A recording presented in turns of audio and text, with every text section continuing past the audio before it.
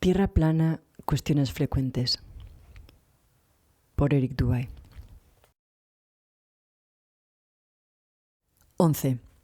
¿Desaparecen los barcos más allá de la curvatura de la Tierra? Una de las supuestas pruebas más comúnmente citadas por parte de los terraglobistas es la desaparición de los barcos que navegan más allá del horizonte visto desde un observador situado en la costa. Los terraglobistas desde Aristóteles han afirmado que la razón por la que los cascos de los barcos desaparecen antes que sus mástiles, cuando se alejan en su navegación, se debe a la curvatura física de la Tierra que obstruye dicha vista. Esta simple supuesta prueba sigue siendo citada hoy por Neil deGrasse Tyson, Michel Fowler y otros voceros de la NASA, pero fácilmente se demuestra su invalidez con el simple uso de la moderna tecnología zoom.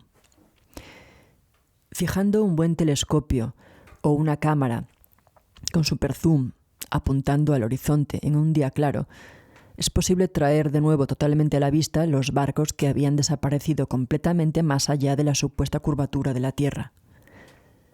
La verdad es que la ley de la perspectiva en superficies planas dicta y requiere este fenómeno. Por ejemplo, una niña que lleve un vestido alejándose hacia el horizonte parecerá hundirse en la tierra cuanto más se aleje. Sus pies desaparecerán primero de la vista y la distancia entre el suelo y la parte inferior de su vestido disminuirá gradualmente hasta que después de aproximadamente media milla parecerá que su vestido está tocando el suelo mientras camina con piernas invisibles. Lo mismo sucede con los coches que se alejan a toda velocidad. Los ejes bajan gradualmente y las ruedas desvanecen hasta que parece como si el automóvil se deslizara a lo largo de su chasis. Tal es el caso en superficies planas. Las partes más bajas de los objetos que se alejan de un punto dado de observación necesariamente desaparecen antes que las más altas. Esto no tiene absolutamente nada que ver con la supuesta curvatura de la Tierra, sino que tiene todo que ver con la naturaleza de la visión. Cuando se mira el horizonte horizontal, plano, el suelo parece elevarse desde los pies hasta el nivel de los ojos y el cielo parece inclinarse hacia abajo desde sobre la cabeza hasta el nivel de los ojos. Una fila de postes de luz parece acortarse en la distancia, pero realmente todos tienen la misma altura. Si miramos una carretera o unas vías de ferrocarril, también veremos que el mismo fenómeno ocurre de izquierda a derecha. Los lados paralelos de la carretera o la vía parecen converger en un punto del horizonte, pero en realidad nunca convergen, sino que permanecen paralelos a lo largo de toda su extensión. Esta ley de perspectiva, por lo tanto, es una ilusión óptica conectada con nuestra manera de percibir el mundo. Incluso sin una cámara con zoom o un telescopio, es simple probar que los barcos que navegan hacia el horizonte no desaparecen más allá de la curvatura de un globo. En lugar de mirar de frente al barco que desaparece a unas pocas millas en la distancia, mire primero a su izquierda, donde puede ver igualmente lejos, y luego mire a su derecha, donde puede ver igualmente lejos de nuevo. En otras palabras, usted puede ver el doble de lejos de izquierda a derecha de lo que puede ver directamente hacia adelante, pero por alguna razón se cree que a solo la mitad de la distancia frente a uno, los barcos ya están desapareciendo por la supuesta curvatura de la Tierra. Esto es aún más evidente con el uso de globos a gran altitud que pueden alcanzar alturas de más de 36 kilómetros y, a menudo, se puede observar desde ahí cientos de millas en todas las direcciones. Cuanto más alto sube la cámara, el horizonte se eleva al nivel de los ojos y cualquier barco que parecía desaparecer después de unas pocas millas es fácilmente visible nuevamente. Irónicamente, en este caso, los defensores de la Tierra globo usan la exacta excusa opuesta y sin importar cuán alto se esté, simplemente afirmarán que nunca se está lo suficientemente alto como para ver la mítica curvatura de su fantasiosa Tierra bola. En otras palabras, afirman que a nivel del suelo los barcos desaparecen más allá de la curvatura física de su globo a unas pocas millas de distancia, pero que a grandes altitudes, donde los observadores pueden ver a cientos de millas en todas las direcciones, eso de alguna manera no es lo suficientemente alto como para ver la curvatura. En realidad, cuando se aplica la matemática de la curvatura para un globo de las proporciones dadas, deberíamos ser capaces de observarla fácilmente, incluso a nivel del suelo. 12. ¿La curvatura de la Tierra es visible desde la ventana de un avión? Cuando se enfrentan a la cuestión de la forma del mundo, muchas personas se apresuran a afirmar que viven en un globo terráqueo porque creen que han visto personalmente la curvatura de la Tierra desde la ventanilla de un avión. Algunas personas incluso creen que cuando visitan la playa o suben a la cima de una montaña pueden ver la curva del horizonte hacia abajo en la distancia. La realidad, sin embargo, es que cualquiera que piense que puede ver la curvatura en el horizonte desde cualquier altitud sufre un caso grave de sesgo de información y de disonancia cognitiva. Para empezar, el vidrio utilizado en todas las ventanas de los pasajeros en aviones comerciales es redondo, en capas y ligeramente curvo, lo que distorsiona los bordes dando la impresión de que el horizonte y otras líneas rectas se curvan hacia abajo. Estas ventanas redondeadas tienen el efecto de distribuir la presión y reducir la probabilidad de grietas o roturas al no tener esquinas donde se concentre la tensión, haciendo que sean mejores soportando la presión. Desafortunadamente, estas ventanas también tienen el extraño efecto secundario de ocasionar que la gente crea que la Tierra es un globo porque confunden la curvatura del vidrio con la del horizonte. Si estos mismos pasajeros visitaran, en cambio, la ventana de la cabina y vieran el horizonte desde el punto de vista del piloto, verían claramente que el horizonte permanece completamente plano hasta donde el ojo puede ver. De hecho, es por eso que el horizonte se llama así, porque siempre está perfectamente horizontal. Del mismo modo, la razón por la que los aeroplanos se llaman así y no aeroglobos es porque están volando sobre un plano a nivel. Basado en las matemáticas de curvatura, en un globo de tales proporciones dadas, una pequeña cantidad de curvatura ya debería ser visible a simple vista, incluso al nivel del mar. Después de apenas una milla, 1,61 kilómetros, habría 8 pulgadas, 20,32 centímetros de curvatura, que aumentarían exponencialmente, de modo que después de 2 millas, 3,21 kilómetros, habría 32 pulgadas, 81,28 centímetros, y después de 3 millas, 4,82 kilómetros, habría 72 pulgadas, 6 pies, que son 1,82 metros de curvatura de la Tierra forzosamente visibles en el horizonte. Sin embargo, el hecho es que esta supuesta exponencial caída de curvatura no es visible ni medible desde ninguna altitud, ya sea a nivel del mar, a 5 millas de altura en la cima del Monte Everest, a 7 millas de altura en un avión comercial, a 12 millas de altura en un avión espía militar, o a más de 20 millas de altura a bordo de un globo aerostático de gran altitud, nunca hay la más mínima curvatura y el horizonte se eleva a nivel del observador hasta el final.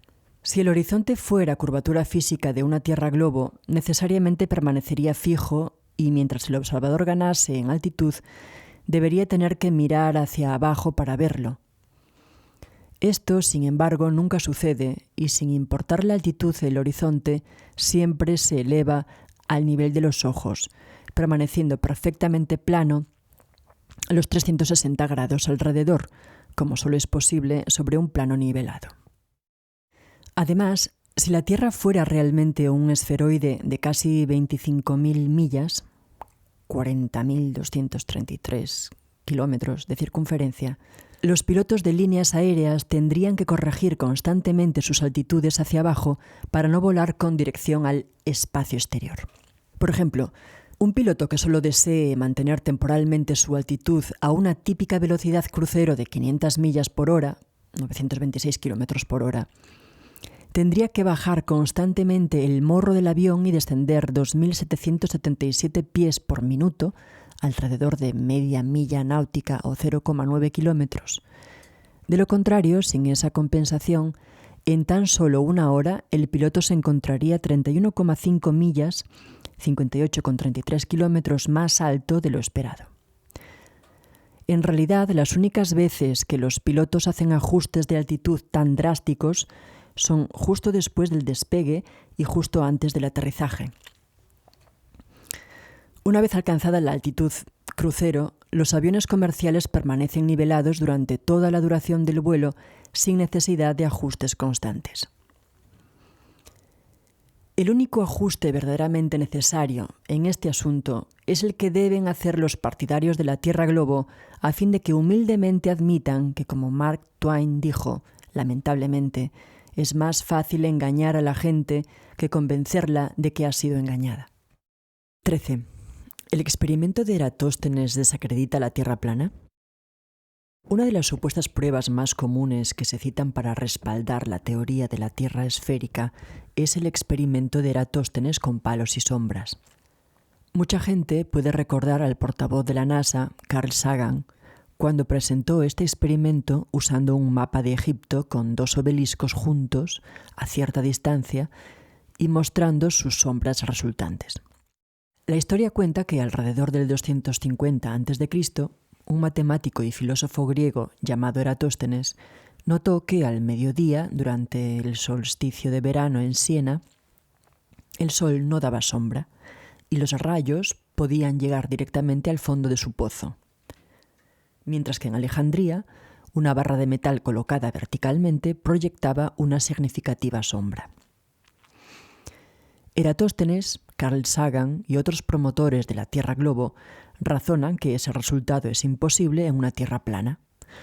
Citando a Carl Sagan, si en un momento determinado cada uno de los palos no proyecta ninguna sombra, eso es perfectamente fácil de entender siempre que la Tierra sea plana.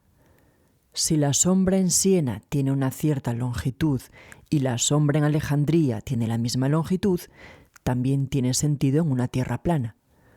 Pero ¿cómo podía ser, se preguntaba Eratóstenes, que en el mismo instante en que no había sombra en Siena había una sustancial sombra en Alejandría? La única respuesta era, afirmó, que la superficie de la Tierra es curva. Después de llegar a esta conclusión, Eratóstenes famosamente factorizó la longitud de las dos sombras con su asumida distancia al Sol y registró una medida de la circunferencia de la Tierra Globo cercana a la que todavía usan los astrónomos heliocentristas hoy en día. Sin embargo, lo cierto es que Eratóstenes, Sagan y otros simplemente están equivocados en su suposición de que esto solo es posible en una Tierra curva. En realidad, se logran exactamente los mismos resultados en una Tierra plana con un Sol local. Los cálculos de Eratóstenes fueron hechos asumiendo que el Sol está a millones de millas de distancia, de modo que sus rayos caerían perfectamente paralelos incluso en puntos tan divergentes como Siena y Alejandría. Cualquiera que esté familiarizado con el fenómeno conocido como rayos crepusculares sabe muy bien que los rayos del Sol no caen perfectamente paralelos, especialmente sobre puntos tan distantes, volviendo al argumento cuestionable. Más aún, usando sextantes y trigonometría plana, al medir el ángulo del Sol sobre dos puntos de la Tierra simultáneamente y factorizando la distancia entre sí, el teorema de Pitágoras revela que el Sol no está a millones de millas de distancia, sino a menos de unas pocas miles de millas. Imágenes de globos de gran altitud también han filmado focos de luz solar en las nubes, demostrando aún más que el Sol es local y por ello actúa como un foco de iluminación. Por lo tanto, si los creyentes en el globo quisieran ser honestos, deberían admitir que es su errónea suposición que solo un Sol distante iluminando con rayos paralelos podría producir tales resultados, que los ha llevado a su conclusión errónea de una Tierra curvada, porque los terraplanistas siempre hemos mantenido que el Sol es local y que la habitual y simple existencia misma de los rayos crepusculares hacen inválido todo el experimento. 14. ¿Prueba la gravedad el experimento de Cavendish?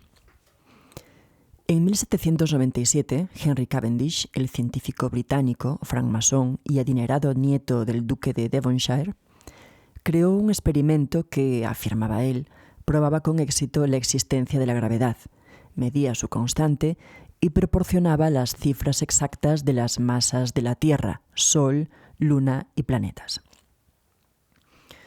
¿Cómo es que Cavendish logró este salto cuántico para la pseudociencia heliocéntrica?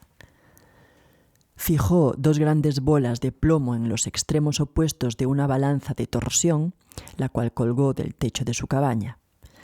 Así, observando y grabando ligeros movimientos del artilugio con el telescopio a través de una ventana, para que su propia masa no afectara al experimento, Cavendish afirmaba haber probado la gravedad. Dos bolas pequeñas de plomo fueron colgadas cerca de las grandes y cualquier movimiento observado de unas hacia otras fue pregonado como la influencia de la gravedad. Ahora bien, el experimento de Cavendish ha sido ampliamente criticado por la comunidad científica porque nunca, en más de 2 siglos desde su creación, nadie ha sido capaz de replicarlo de verdad. En primer lugar, las bolas simplemente no se atraen una a otra como debería suceder de acuerdo a la llamada constante gravitacional para que sea constante. A veces el equilibrio de torsión gira hacia las bolas y a veces las aleja, al ser imposible no generar un ligero movimiento de temblor al interactuar con él. Incluso el propio Henry se quejaba en sus notas de la frecuencia con la que, mientras se realizaban las mediciones, el artilugio estaba todavía en oscilación. En segundo lugar, su calculada fuerza de gravedad era 10 a la 39 veces más débil que la fuerza del electromagnetismo de la que se componen todos los objetos materiales. No hay control para el experimento que pueda factorizar y diferenciar la supuesta fuerza gravitacional de la conocida y más fuerte fuerza electromagnética. En otras palabras, las bolas podrían simplemente atraerse entre sí a través de la electricidad estática, una fuerza conocida que existe en todas las cosas, que es miles de millones de veces más fuerte que la gravedad e imposible de controlar para el experimento. A pesar de que nunca más nadie pudo replicar los descubrimientos de Cavendish, el experimento pasó a la historia como un gran éxito y todavía se enseña como si fuera una verdadera prueba de la gravitación universal en los libros de texto de ciencia de hoy. 15. ¿Los péndulos de Foucault prueban que la Tierra gira? A mediados del siglo XIX, un francés llamado Léon Foucault se hizo famoso por sus péndulos oscilantes, afirmando que sus movimientos consecuentes eran una prueba positiva de la rotación diaria de la Tierra. Desde entonces, los llamados péndulos de Foucault se han estado balanceando regularmente en museos y salones de exposiciones en todo el mundo, pretendiendo otorgar eterna y perpetua prueba de la teoría de la Tierra bola giratoria heliocéntrica. La verdad es, sin embargo, que para desconocimiento de la mayoría del público engañado, el péndulo de Foucault fue un experimento fallido que no demostró nada más que cuán fácil es para la pseudociencia engañar a las masas maleables. Para empezar, los péndulos de Foucault no oscilan uniformemente en ninguna dirección.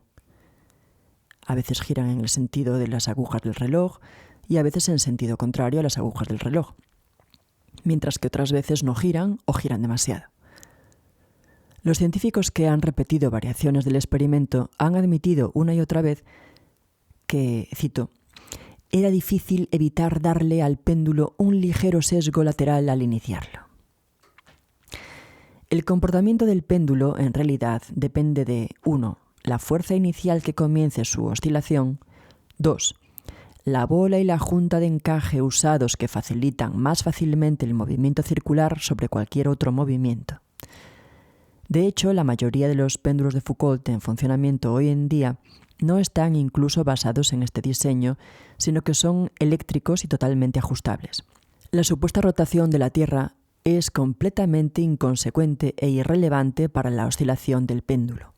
Si la supuesta rotación constante de la Tierra afectara de alguna manera a los péndulos, no debería haber entonces necesidad de iniciar manualmente los péndulos en movimiento. Más aún, si la supuesta rotación de la Tierra en realidad causara la rotación diurna uniforme de 360 grados de los péndulos, entonces no debería existir un solo péndulo estacionario en ningún lugar de la Tierra.